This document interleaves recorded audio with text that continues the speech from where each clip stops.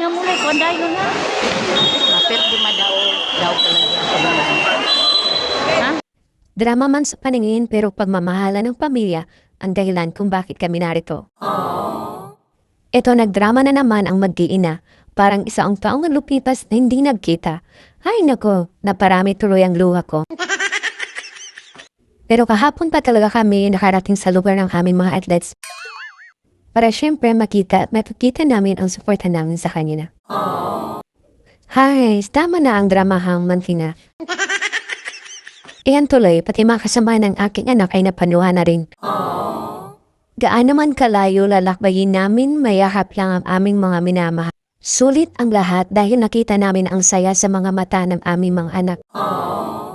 Ito na naman ang aking anak na si Julius. Siyempre nagbibinata na. Hindi na daw siya iiyak. Pero may kiss. Ay, ang sweet naman ng anak ko. Masaya ako at lalo masaya sila na nakarating kami sa kanilang big day. Ay dahil na rin dyan, nagpapasalamat ako sa aking family, lalo na sa kay Lola at Lolo, na narito sumama dahil todo support sa kanilang mga apo.